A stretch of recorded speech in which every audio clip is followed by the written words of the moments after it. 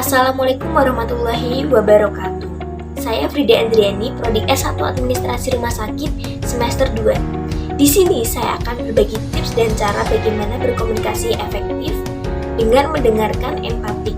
Kita tentunya membutuhkan bantuan dan dukungan dari orang lain untuk mencapai target dan tujuan yang ingin kita capai. Semakin besar target dan tujuan yang ingin kita capai, maka semakin besar pula dukungan dan bantuan yang kita peroleh dari orang lain. Nah, maka dari itu kita membutuhkan keterampilan berkomunikasi yang efektif, karena berkomunikasi itu adalah media untuk kita bisa memahami aspirasi dan kebutuhan dari orang lain dan membuat orang lain itu bisa memahami kita. Nah, berikut ada 4 cara dan langkah-langkah itu bagaimana berkomunikasi efektif dengan mendengarkan empati. Yang pertama, memahami terdahulu mitra bicara sebelum orang lain memahami kita. Karena orang itu tidak akan mau mendengar atau menerima ide pendapat usulan dari orang lain yang tidak mereka terima maupun percayai. Orang tidak akan menerima atau mempercayai kita jika mereka menilai kita tidak bisa mengerti pikiran serta perasaan mereka.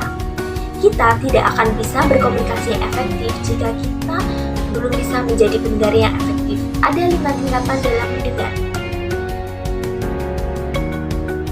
Yang pertama ada ignoring, yaitu mengabaikan orang lain.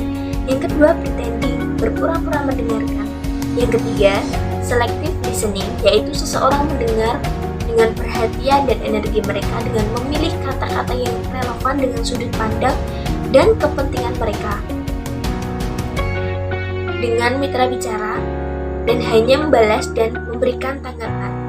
Yang keempat ada attentive listening, yaitu mendengarkan untuk mengerti pemikiran dan pendapat mitra bicara. Yang kelima ada empathic listening, yaitu mengerti dan memahami mitra bicara. Tips yang kedua, mengecek niat. Mendengarkan empatik adalah bagaimana tentang kepedulian, ketulusan, dan perhatian kepada orang lain. Kita akan sulit mendengarkan empatik jika hanya terfokus pada kepentingan diri kita sendiri. Jadi jangan hanya terfokus pada kepentingan diri sendiri. Yang ketiga, menghindari 4 respon autobiologis, yaitu menafsirkan, menggali, menilai, dan menasihati orang lain. Mendengarkan empatik yaitu melibatkan pengertian dan pemahaman. Pengertian yaitu bagaimana kita mengerti apa yang menjadi kepedulian orang lain atau mereka yang terlibat, bagaimana tentang kita dan juga mitra bicara. Lalu bagaimana mengenai pemahaman, yaitu bagaimana kita memahami apa yang dirasakan mitra bicara kita atau orang lain. Lalu yang keempat, konfirmasikan pengertian dan pemahaman kita. Membedakan antara perilaku orang-orang yang merasa paham dengan orang yang benar-benar memahami dengan mengkonfirmasi perasaan dan konsen dari mitra bicara. Kita menunjukkan kepada mereka bahwa kita benar-benar memahami apa yang mereka sampaikan, bukan hanya merasa sudah memahami. Jadi, konfirmasikan pengertian dan pemahaman dengan memberikan respon kalimat yang empatik, yaitu langkah-langkah sebagai berikut. Yang pertama, identifikasi perasaan, yaitu ada perasaan bahagia, sedih, atau kecewa, atau bingung, ataupun yakin. Yang kedua, identifikasi topik atau fokus yang dibicarakan. Yang ketiga, membuat respon kalimat empatik.